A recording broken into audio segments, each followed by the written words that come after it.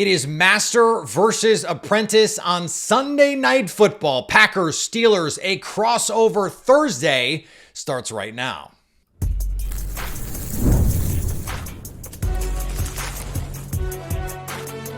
You are Locked On NFL Crossover, part of the Locked On Podcast Network. Your team every day.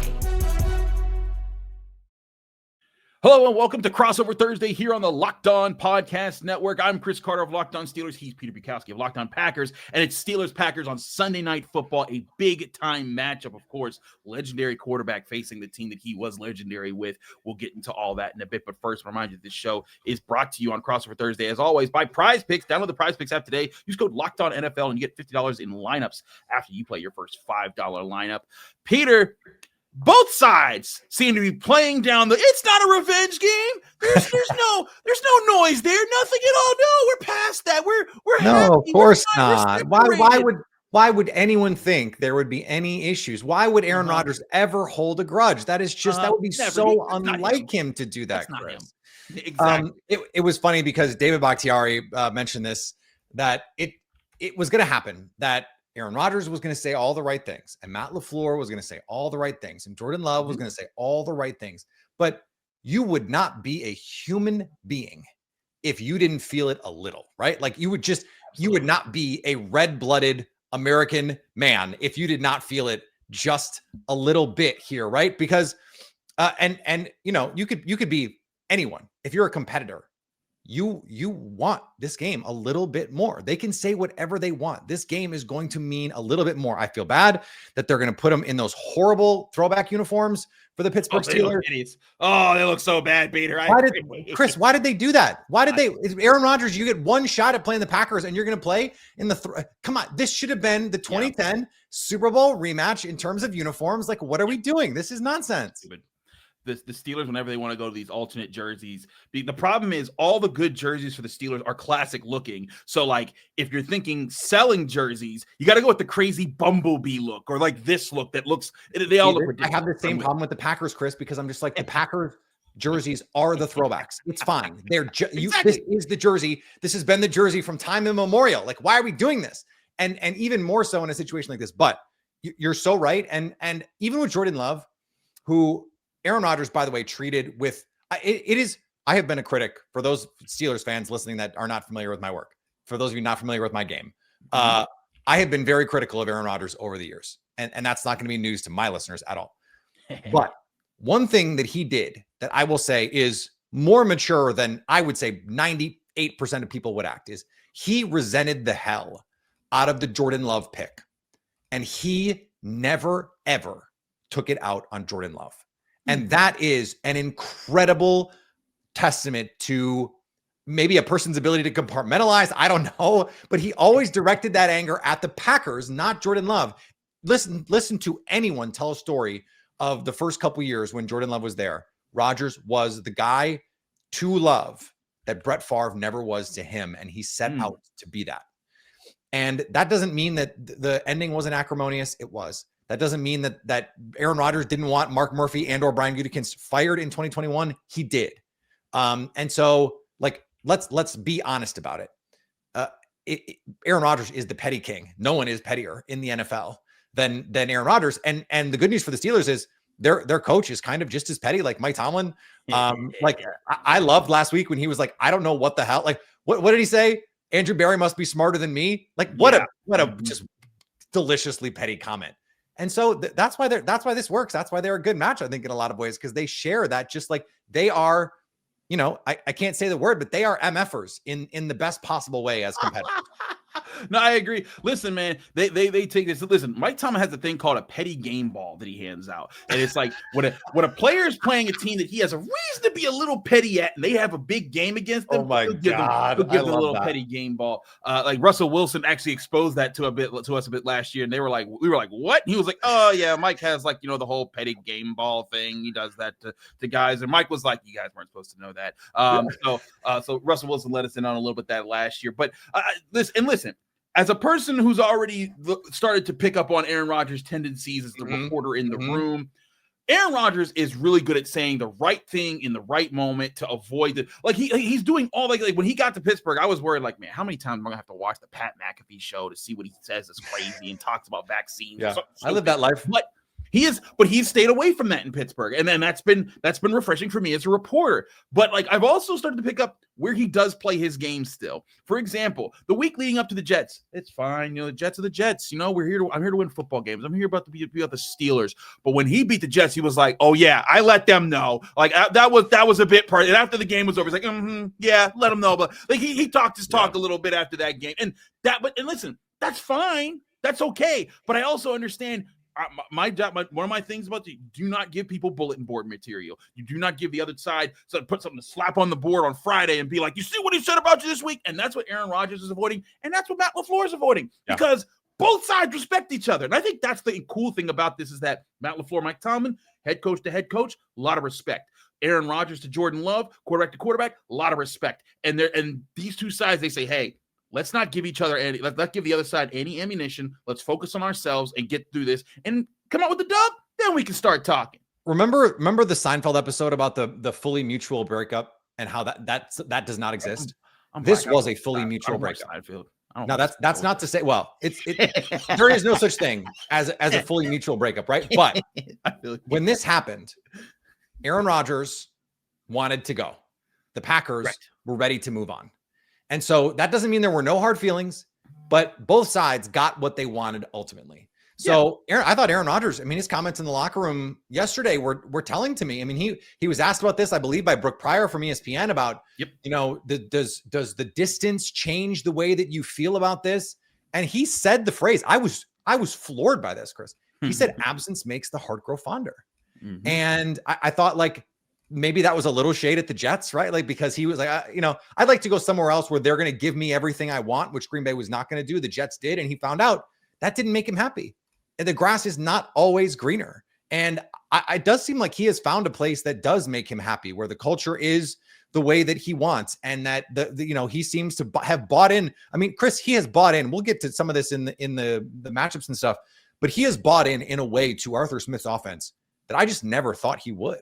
The style that he is playing is just not a style I thought I would see Aaron Rodgers at 41 years old playing. And that is a testament to him. And so I do think this is less acrimonious than it would have been had this been 2023. Like, I think that would have been blood and guts, like F these guys. Like, it would have been a different thing.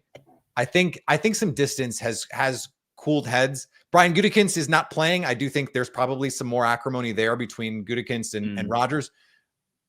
The general manager doesn't play.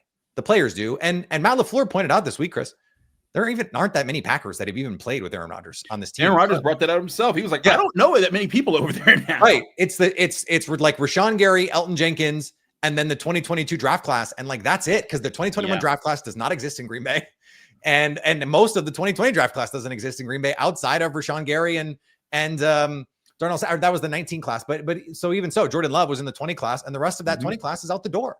So there just aren't that many guys that even played with him. I think it's less than 5 have played with him for more than one season in Green Bay. So the players are not going to care. This is Matt LaFleur said, this is for you guys to talk about. Here we are talking about it. It is for us to talk about. And it does matter. Like, which side do you think wants this more? Like, whose extra is going to be more on Sunday, you think? I think Aaron Rodgers wants it, but I think it's more of a nostalgic thing than it is a burn thing. I think he wants to have it in like that thing on his mantle in the back to be like, hey, when I got the Packers, I beat every team in the NFL. Yeah. I did that because this is his only chance he's going to get at that, right? So I think he wants that. Whereas the Packers, it's like if you beat Aaron Rodgers, it's like, okay, huzzah! But like the Packers are Super Bowl favorites to me. Like, right. I think like this is a game that I think that they should win by their own merits, and like that's where they're set up for a couple years here. Like one game is not gonna affect their outlook as much as it will affect Aaron Rodgers' legacy to have won it. Exactly. Which, if you're a Packers fan, is a reason to be, I think, nervous about it, because those sorts of things do matter. And attitude reflects leadership. Like if everyone can sense that this means a little bit extra to Aaron Rodgers, that is incentive for the team to play a little bit harder, to rally around him a little bit. I know this is not, Brett Favre when his dad passed away, and like the receivers in that game caught everything on Monday Night Football. Like that was one of just the all-time, I'll never forget watching that game, all-time moment. Because Rodgers has been there for 6-8 months. So it's a different vibe. But that stuff I think does matter, at least on the margins. And we know Rodgers is like the pettiest player in the NFL. Like it will motivate him in a way that it would not motivate most players. He's going to manufacture slights, Chris, if he has to. Let's talk about the other side of the ball too, because there's superstar players at the edge rusher position on both teams. Yeah, that's also going to be a key. We'll talk about that next here. Crossover Thursday here on the Locked On Podcast Network. Chris Carter, Peter Bukowski. Stick with us. We'll be right back. But first, I remind you, this show is brought to you by PrizePicks. Every day we make decisions, but on PrizePicks, being right can actually get you paid. Don't miss the excitement of this football season with PrizePicks, where it's good to be right. Playing PrizePicks is such a fun, simple way to add more excitement to football. You just pick more or less on player projections like Josh Allen's passing yards, Saquon Barkley's rushing for a touchdown, and you're in the game. Just pick more or less on 2 to 6 player projections, and you can turn your takes into real prizes all in less than 60 seconds. Playing PrizePicks is such a fun way to stay locked in for the season. It's quick, easy, and honestly my favorite way to follow along with football. Download the PrizePicks app today and use code LOCKEDONNFL to get $50 in lineups after you play your first $5 lineup. That's code LOCKEDONNFL to get $50 in lineups after your first $5 play. PrizePicks, run your game. We're also brought to you by Gametime. The NFL season is well underway. Honestly, there's nothing better than being in the stadium surrounded by fans cheering on your team. But let's be honest, getting tickets can be a hassle between queues, login screens, prices, jumping at checkout. It's frustrating. That's why I use Gametime, the app that gives you the advantage back to your fans. Gametime is fast, easy, and backed by the Gametime guarantee. You'll always get 100% authentic tickets delivered on time and at the best price. Plus, all fees are included, so the price that you see is the price that you pay. I pulled up Gametime, and in just a couple taps, I saw amazing deals. I'm talking about your favorite NFL games as low as $100. I love zone deals too. You pick the section, Gametime picks the seats, and you save big. Honestly, it's faster, cheaper, and less stressful than any way I've ever bought tickets. Download the Gametime app, create an account, use code LOCKEDONNFL, and you'll get $20 off your first purchase. Terms and conditions apply. Again, that's promo code LOCKEDONNFL for $20 off. Swipe, tap, ticket, toe. Download Gametime today.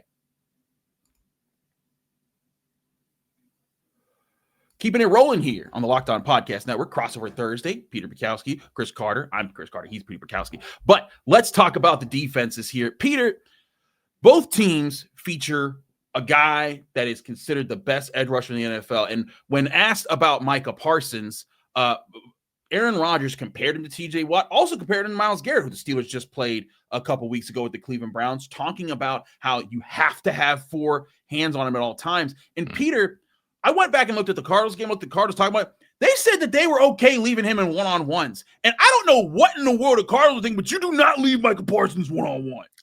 Look, Jeff Jagosinski, former Packers offensive coordinator, is on our squad show, and we have a group chat with him that we kind of, we hit up during the games, and he was like, this is coaching malpractice. What are they doing? Why are they single covering Micah Parsons? And what's crazy, Chris, is even with that game where they did not send a double consistently at Micah, he is the most chipped and doubled player in the NFL by Pro Football Focus charting, and still is, by Pro Football Focus's own charting, second in the NFL in pressures with the bye week. With the early bye week, he's 1 pressure behind Jared Verse, and Jared Verse has played an entire game more than Micah Parsons. What he has done this year, disrupting the quarterback, is unlike anything I have personally ever seen in Green Bay. Since I've been covering the team, at least. Like I'm old enough to remember Reggie White and what he was for Green Bay, 96, 97. I mean, he won Defensive Player of the Year, I think in his age 37 season or something crazy like that. Like Reggie was different, but Micah is also different. He is a unique guy. And look, I don't have to be Marcus Mosher and constantly compare Micah Parsons to TJ Watt. That's his bit. I'll let him do it. But shout out to Marcus. But like, I did not like when you see a player from afar, you admire what they are, and you're like, that's a great player. Mm-hmm. When you see them in the building day to day, down to down, and what they're able to do, I'm blown away, Chris, like by what he's able to do and the way that he tilts the field, the way that he impacts games. I mean, the Packers do not, like, their deep ball percentages, teams are not throwing the ball deep on them because they cannot. They will not. They do not. They just, like, they won't even risk it. And it's a combination of 2 things, right? Micah can win quickly. And then back there's Xavier McKinney, the all-pro. Like, he had 5 interceptions in 5 straight games last year. Teams have stopped trying to throw the ball deep on them. And so that's the cat and mouse game this week, Chris, is Aaron Rodgers. Only 2 quarterbacks in the NFL have gotten the ball out quicker on average than Aaron Rodgers this season. The quick passing game is the thing. And so like, what are you able to do? How efficient are you able to be? The Packers are the number 1 team defending yards after catch this season. They do not give up yards after catch. And that's been such a big part of the arsenal for this Pittsburgh Steelers team. The other side of it, Chris, is Jordan Love has just not been good under pressure this year. Just hasn't been. And he's been great. He's been great against the blitz because when he can ID it, but against pressure, he's taken more sacks, which is actually, I think, kind of good because he's not thrown the ball in harm's way, but has not been the sort of second reaction player that we've come to expect. So to me, that is such a big key in this game is what can it's not just TJ Watt, it's Herbig, it's Hayward, it's all these guys. And they can just mess up your game if you let them. And the good news for the Packers is if they don't, there's some problems behind them. Absolutely. I think that the Steelers defense lives off of the pass rush. And also to your point, furthering about the Packers, not just Yak, the Packers have the best explosive play rate limit, against in the NFL. They're number 1 in that, and explosive pass play rate. To your point, people do not win on the deep ball on them too often. But to your point, the Steelers don't try to live off the deep ball. Granted, they have found a way to be successful on explosive plays. Like the Steelers, they're 11th in explosive pass plays. They're 7th in total explosive plays. But where I think the Steelers have to go in this game is they have to find a way to extend their drives. Because one thing the Steelers haven't done well at all this year is possess the football. They are 29th in time of possession. That has to change in this game. They have to be able to win. And especially because when the Steelers do get to 3rd and short, when you get to those 3rd and 3 or less situations, they're the best at converting those in the NFL. If they can sustain drives where Aaron Rodgers, hey, I may not get DK Metcalf to break off an 80-yard touchdown like he did against the Vikings, but if I can hit him on a slant here for 5, and then Jaylen Warren gets a run for 3, and then it's 3rd and 3, and now I can do a different things because the Steelers, they love their tight ends. Last week, they had 4 touchdown passes. All 4 went to tight ends. Yeah. They love going to granted, that's Arthur Smith. It's like every day is tight end day for him. But I look at how they try to do, and that's the key to me. If you're going to counter a defense with Micah Parsons, you have to go at them in a way that, similar to how people play TJ Watt and to how the Steelers played Myles Garrett just 2 weeks ago, you 4 hands on him at all times, as Aaron Rodgers said to do in his interview on Wednesday. But get the ball out fast, be on time, be direct with where you're going. And on the flip side, the Steelers, like you said, you have to be the team that sets the pace. You can't let Josh Jacobs get going. You can't let the run game get going. That's what really killed them against the Bengals. As much as Jamar Chase ate them up, they take away the run game, it allows them to focus a little bit more on Joe Flacco. If Josh Jacobs gets going, and if Jordan Love's able to get his pass game into a rhythm, that's where you see the problems happening. But the key, like you said, is the pass rush being the key factor. If the Steelers can make that the story of the defense, they're in good places. When they don't, there's coverage busts everywhere. I think one of the big things that stood out to me last week, Chris, obviously the quarterback duo of, 85-year-old Aaron Rodgers and 95-year-old Joe Flacco was a marvel to behold. And yet the Bengals being able to run the ball the way that they did, I was like, what is happening here? Like Chase Brown has been terrible. They cannot run the ball. And yet they ran the ball against this Pittsburgh Steelers team. And I was just sort of like, what exactly is happening here? And I can't really account for it. Like, I don't know if you can explain it. I know the linebackers have not been great this year. They also have not been great in the passing game. Both of their heavy rotation minute linebackers have passer ratings over 110 when targeted this season. And so it's just sort of like, after 20 targets of Jamar Chase, how does he run free on a crossing route over the middle? Like, how does that happen? I don't understand that part of it. Like, those are the parts of the defense that I don't understand, Chris. Like, if the Packers run the ball effectively, I don't know what Pittsburgh is going to do, because the Packers play action game is elite. This is one of the best play action games in the NFL. The Steelers give up big plays more than they would like. They're a better down to down defense than they are explosive play defense. Right. And so that's where I feel like the Packers this is going to be a heavy dose of Josh Jacobs early into play action shot play over your head. And that's going to be fascinating to watch, especially because this is a primarily single high defense that the Pittsburgh Steelers play. They play among the most single high in the NFL, and they play the most man coverage of any team the Packers have played this year. But the first 2 games of the season, when the offense has looked the best, frankly, was against man coverage teams in Detroit and Washington. They motioned those teams to death. They had great answers for man coverage, and their best man coverage receiver, Christian Watson, is going to be back this week. So Green Bay's going to have a lot of answers if they can protect Jordan Love. It is, to me, and I don't want to preempt the keys, but protecting Jordan Love is job 1, 2, and 3 this week. If you can protect Jordan Love, you are going to have opportunities. It's why I did a whole episode yesterday about the quick passing game. Chris, you want to take a guess what Jordan Love's completion percentage is on throws in less than 2.5 seconds is this year? I'll say 89%. I was short. 89. 80. That he leads the league in completion percentage, That's insane. But he has the second fewest throws in under 2.5 seconds in the NFL. So wow. They've been really, and he's third in EPA per play. So when they do it, they're wildly efficient, but they just don't do it. And so I just wonder if, like, I was like, I did a whole episode on, I guess it was the same episode. So, but to borrow from the Aaron Rodgers playbook, get the ball out quickly the way the Steelers are, and make the Steelers tackle, make them, because you've got Matthew Golden's 4.28, Christian Watson 4.33. You've got speed. This defense is not the fast fly around defenses that we're used to. They are physical. They will hit you in the face. And I love that about them, but you get into space. We saw this from Jamar Chase. Like, there are opportunities to have here. Chris, do you think this is a heavy 12 team anyway, in terms of 2 tight ends on the field? I feel like this has got to be one of those games where you're going to park one of those tight ends on Micah Parsons' side, and it is chip release all day, right?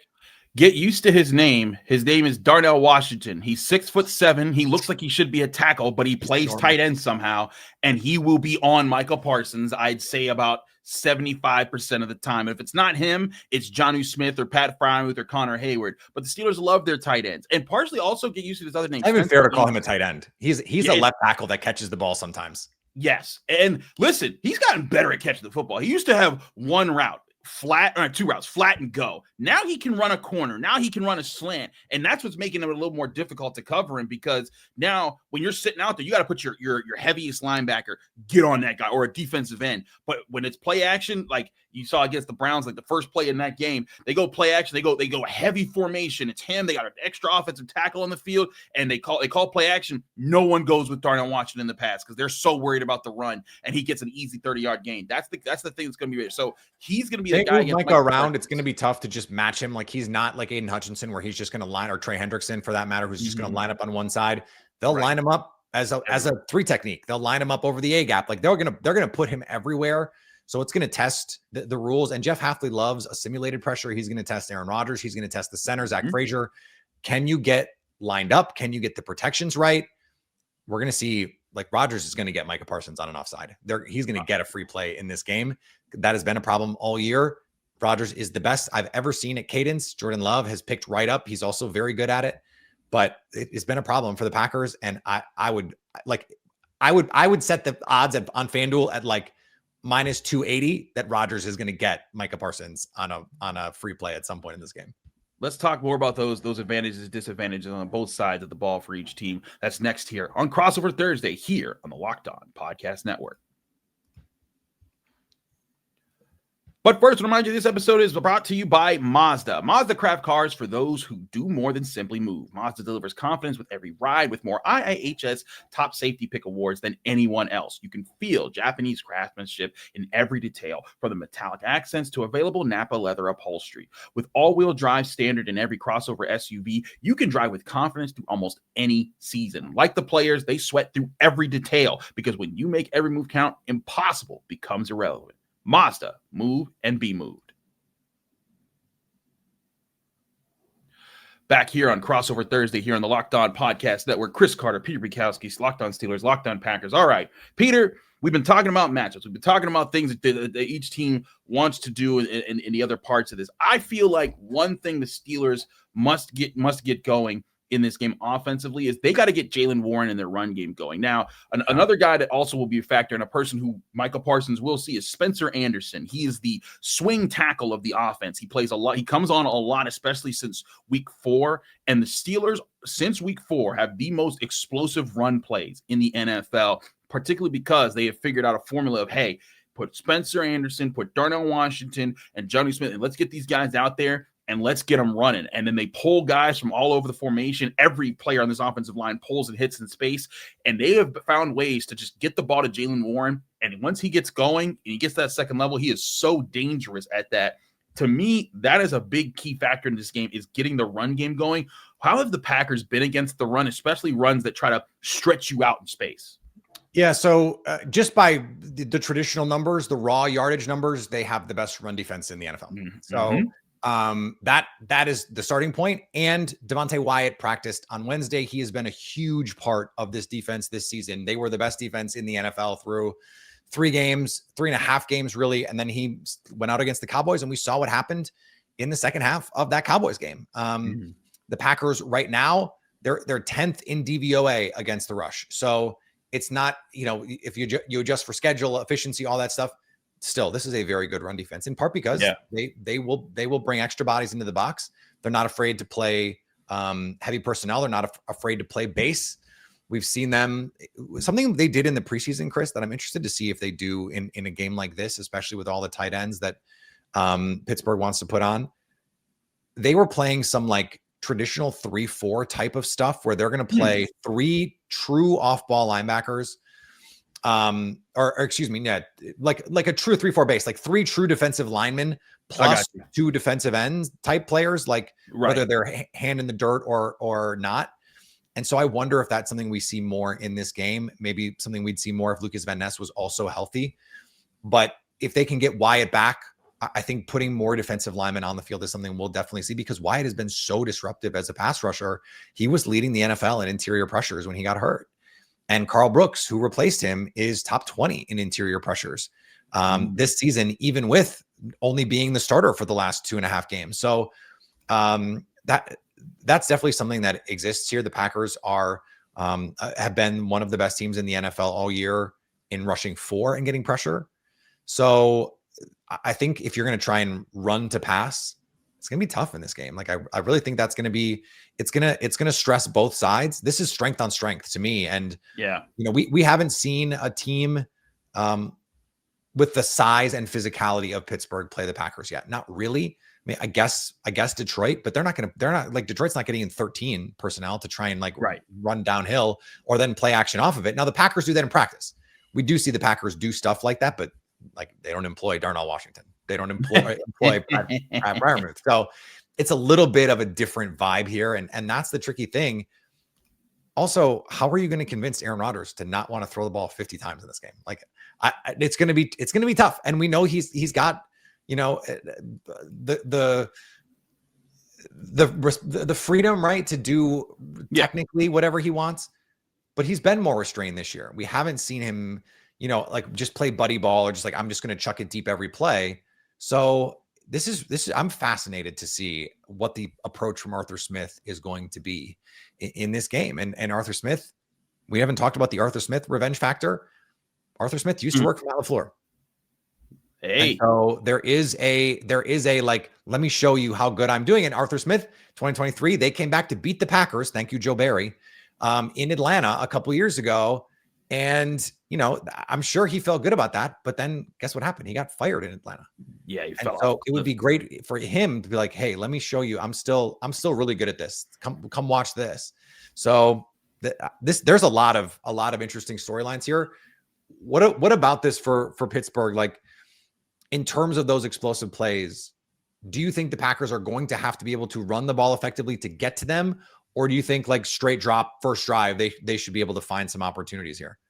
I think the Steelers stress out and start to play hero ball too much when certain things start to not work. When you can run the football on them, all of a sudden guys start to come out of their gaps. Part of what's happened here is they do have the same defensive coordinators the past 3 years. And each of the past 3 years, they've been a top 10 defense. They've been structurally sound. They've kept it together. They may lose certain matchups, but ultimately they had a philosophy and they'd stick to it. This year, they have flipped their philosophy. They went from not being a blitzing team to now they blitz the 3rd highest rate in the NFL. They're being more aggressive. They're trying all these different things. And I think part of what's happened with that is with all the new pieces in place, they don't have Minka Fitzpatrick, who was basically the quarterback of that defense for the last 5 years. They brought in Jalen Ramsey, who's kind of like their new ace in the hole, who plays a lot of slot cornerback, sometimes outside, sometimes deep safety. They move him all around, but they have not found the cohesion consistently yet. They were starting to look like they were finding it between the Patriots win, the Vikings win, and the Browns win. But then that all went away when the Bengals were able to run the ball and then get the pass game going. And to me, that's the key for the Packers.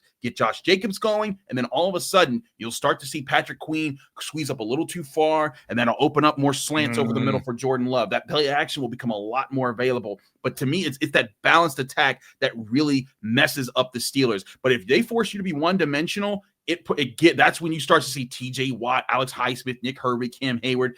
They start to affect the game. So to answer your question, it's definitely that balanced look that you want. So running the ball will be key in this game. I think you're going to see Green Bay try and do it. Josh Jacobs right now, by the way, Pro Football Focus is highest graded running back in the NFL. I always tell people you may not always agree with their grades, but I think directionally they tend to be accurate. If they say someone's awesome, they're probably pretty good. And if they say someone stinks, they're probably pretty bad. And so I think it just gives you a good indication of where this is. I think this game is going to be close, Chris. I think it's going to come down to final plays kind of thing. I agree. I already have the over in this. I have the Packers money line and the over parlayed together at almost 2-1, which I'm very happy about. I think that's where I have landed. I think this is going to be some sort of 30-27 kind of game. I'll take the Pack in it. And I know 10 days to prepare. Mike Tomlin, this defense is going to come out pissed off. I just think this offense is also going to come out a little pissed off because they started slow against the Cardinals. And Christian Watson, I think is a huge boost for this team. His ability against man coverage. This was the game 2 years ago. Even though the Packers lost to Pittsburgh in Pittsburgh, to a man, the coaches and the players will tell you that was the game where they understood Jordan Love was different, that Jordan Love was the guy, because they saw him make throws in that game. Remember the deep over to Jaden Reed, squeezed in between coverage. He made some throws in that game where everyone just went, oh, wait, this guy has it. And so it would be kind of fitting to do that against Aaron Rodgers. Given all the symmetry, you look at all the numbers, Chris, they're eerily similar between these two guys through whatever it is, the first 40 games of their career, whatever it is. It would kind of be fitting to see it end that way. It would be interesting to see that for sure. I think both teams are going to, first of all, I want to just stop all the Steelers fans who are spamming our comment section right now saying PFF doesn't mean nothing. They graded Myles Garrett better than TJ Watt when he had no sacks, no tackles, no nothing. Listen, I get it. That's why I said your mileage may vary. I get it. I was like, stop, calm down in the comment section. I know that y'all be blowing me up whenever someone says PFF on my show. But to his point, the Packers have been doing a lot of things in the right way. You look at their metrics: 10th best scoring defense, 7th best scoring offense. You go down the board, a lot of the metrics add up for what they're doing. This is not going to be an easy game for the Steelers. I do have the Steelers winning 30-24, but I think that's more about home game. Long week, like Peter said, defense has had time to rest and figure some things out. And Aaron Rodgers, I think, has been really wheeling and dealing. I think this run game's kicking in. This is going to be a close one. This is not going to be easy by any means. Again, 30-24. I think that's going to be the defense getting one of those crazy late game sacks that pulls them away. But this is going to be they do that battle. Very annoyingly. They do that. They get the sack fumble late in the game. And you're just like, come on? Are you serious? Where did that come from? Yeah, but. We have one more day to break this down. You can find that in each of our shows, Locked On Steelers, Locked On Packers. Peter, thank you so much for joining me. Thank you all for joining us here on Crossover Thursday here on the Locked On Podcast Network. Find us each on our channels for our final episodes Friday, previewing this game moving forward.